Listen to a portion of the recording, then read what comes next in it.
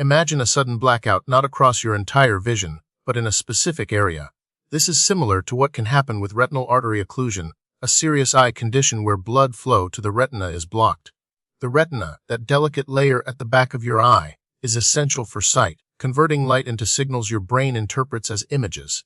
When its blood supply is cut off, it's an emergency.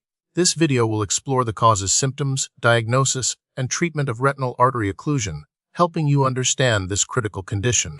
So, what causes this blockage? The most common culprit is thromboembolism.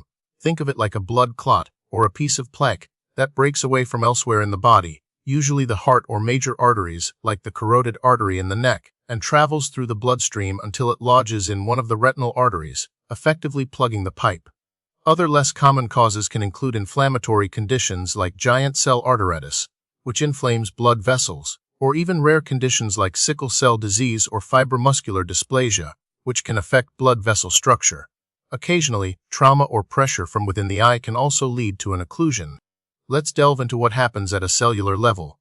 When a retinal artery is blocked, the retinal tissue downstream is deprived of oxygen and nutrients. This is called ischemia. Without a constant supply of oxygen, the retinal cells, specifically the neurons responsible for vision, start to die. The longer the blockage persists, the more irreversible damage occurs. This damage manifests as areas of retinal infarction, essentially, tissue death. The extent of vision loss directly correlates to the location and duration of the occlusion.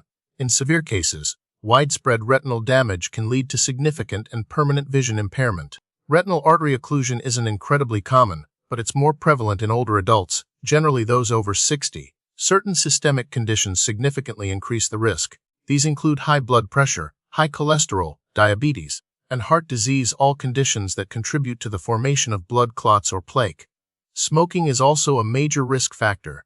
Basically, anything that damages blood vessels throughout the body also increases the likelihood of a retinal artery being affected. The hallmark symptom is sudden, painless vision loss in one eye.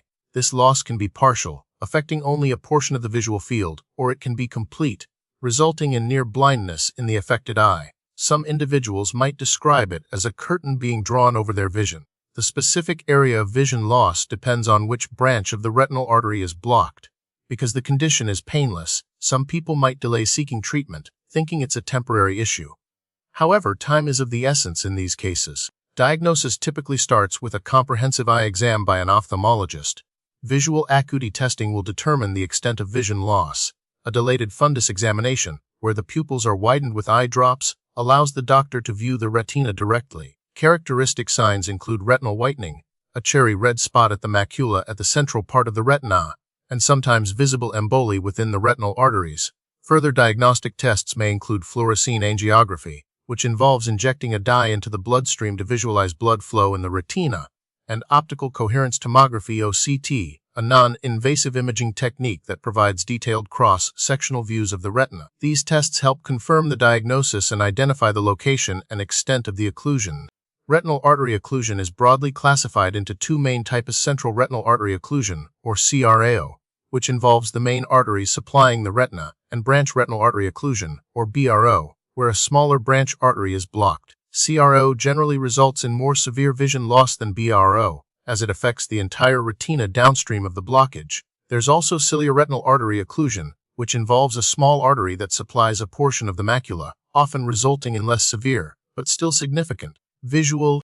Unfortunately, there's no universally effective treatment for retinal artery occlusion, and outcomes can be variable.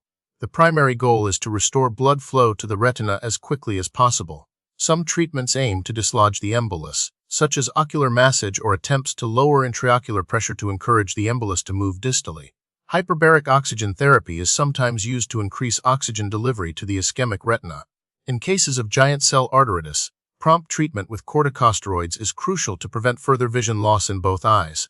Beyond acute treatment, managing underlying risk factors like high blood pressure, high cholesterol, and diabetes is essential to prevent future events. Sometimes a workup with a cardiologist is done to rule out carotid artery disease or cardiac emboli. Prevention focuses on managing the underlying risk factors that contribute to blood clot formation.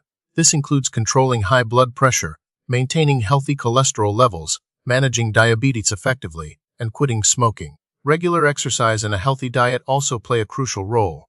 If you have any of these risk factors, regular eye exams are essential for early detection of any potential issues. The prognosis for retinal artery occlusion is generally guarded, with many patients experiencing permanent vision loss. The extent of recovery depends on the location of the blockage, the duration of ischemia, and the promptness of treatment.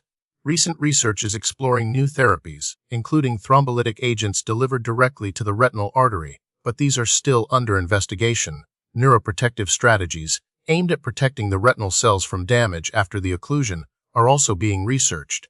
While significant challenges remain, ongoing research offers hope for improved treatments and better outcomes in the future.